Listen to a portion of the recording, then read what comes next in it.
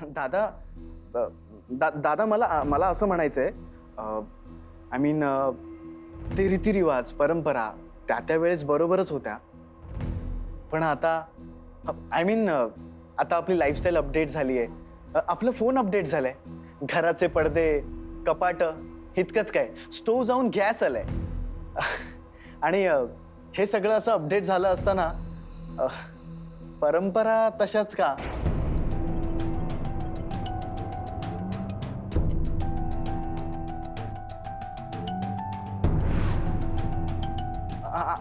I mean त्या परंपरा बदला असं मी म्हणतच नाहीये.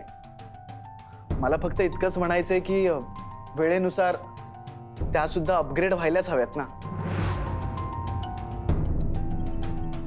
मी आपलं माझं मत मांडलं, पण तुमच्या सगळ्यांचे विचार सुद्धा महत्वाचे आहेत. भाऊ काका,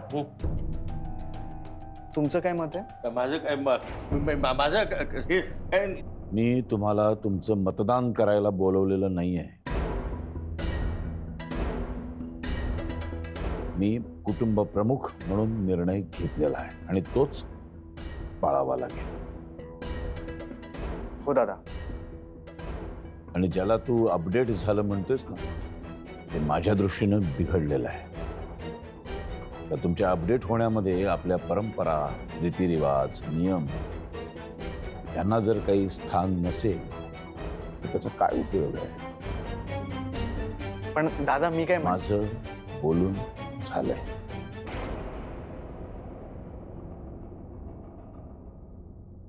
युवराज. हा दादा. श्रीधर, दुसरा संबळवाला घेऊन या. हा म्हणजे पाहतो ना मी मालक, पाहतो. पण कसं आहे ना की नवीन कोणी भेटेल असं नाही वाटत. हा, त्यात 9 दिवस आपल्या वेळेनुसार वाजवायचं म्हणजे. मला नाही हा शब्द ऐकायला आवडत नाही. भेटेल दादा, मी आणतो. पुढच्या आरतीला घरात नवीन संबळवाला असेल. शाबास.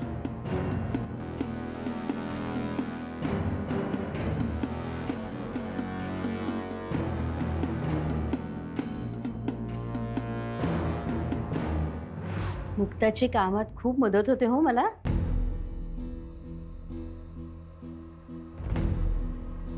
आज झालेला अपशकुन हा आरतीमध्येच थांबली हा नव्हता, तर तो संबळ मुलीनं वाजवला हा होता. आणि ह्याला सर्वस्वी तुम्ही जबाबदार आहात. अहो, पण तुम्ही आत्मारामचा पण विचार करा ना. गेली कित्येक वर्ष आपल्या घरी आपल्या सुखासाठी, कल्याणासाठी देवीची आरती म्हणतोय तो. 108 संबळ वादकामधनं निवडलाय आपण त्याला. आपल्या कुटुंबाशी जोडला गेलाय होतो. माहितीये मला, पण तो आता वाजवू शकत नाही. आणि त्याच्या मुलीनं वाजवणं हे माझ्या नियमाच्या विरुद्ध आहे. घरातल्या बायकांनी वाजवलं तर चालत नाही ना तुम्हाला? अहो, ती तर बाहेरची आहे आणि तिने देवी समोर देवीच्या आरतीसाठी संबळ वाजवला. आणि असं बघा, आत्ता आपल्याकडे जी भरभराट आहे, जे सुख आहे, त्याच्यामध्ये आत्मारामच्या आरतीचा जरा जरी वाटा असं धरलं ना, तर त्याच्याशी असं वागणं बरोबर नाही. अहो, उलट आपण जर त्याला वाजवू दिलं ना, तर त्याचं जे ऋण आहे ना आपल्यावर, त्याची जरा तरी परतफेड करता येईल आपल्याला. या आत्मारामला वाजवीपेक्षा जास्त महत्व देतेस असं नाही वाटत तुला? हे जे सगळं वैभव उभं केलं ना मी, हे माझ्या मेहनतीमुळे उभं राहिलेलं आहे आणि माझ्या लाडक्या लेकीच्या पायगुणामुळं. त्यामुळे आत्मारामचं तुणतुणं वाजवणं बंद करा. नाही, मी त्याला रिकाम्या हाताने पाठवणार नाहीये. त्याचं ऋण पुरेपूर फेडणार आहे. अहो, पण माझं बोलून झालंय.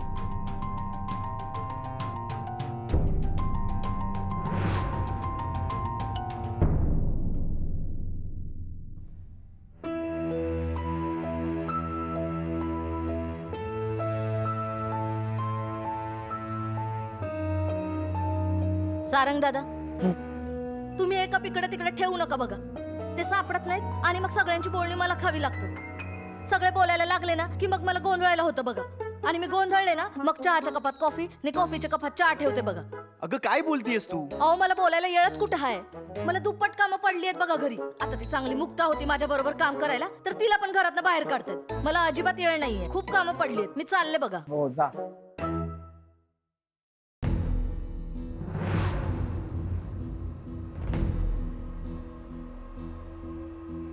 मुक्ताला घराबाहेर काढतात?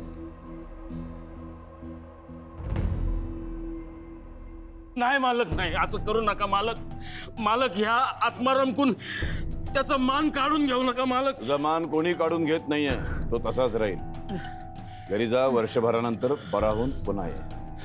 हा, फक्त येताना एकटा ये.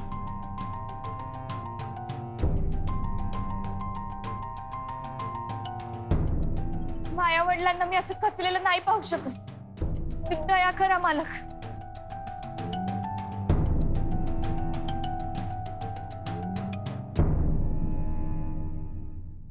मालक या घरातून खाली हात गेलो तर माया घरावर आभाळ कोसळल. आम्ही बरबाद होऊ मालक.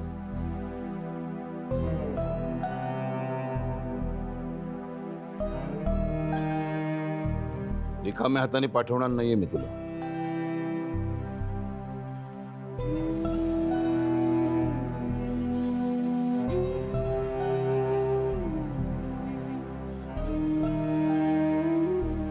हे घे.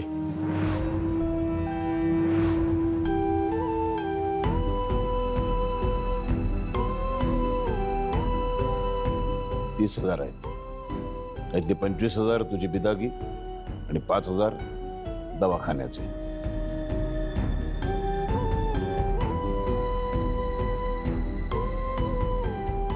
आमच्या घरची गाडी तुला एसटी स्टँड पर्यंत नेऊन सोडेल. घे.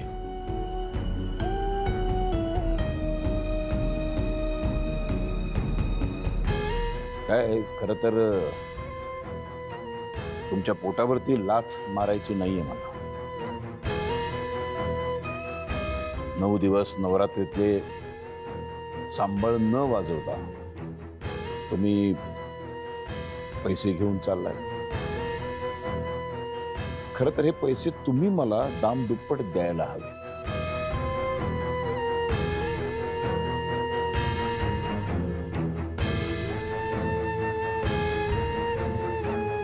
ठीक आहे, माफ केलं मी तुम्हाला.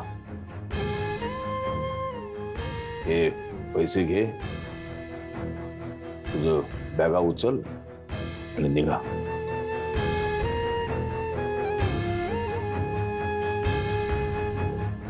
घे.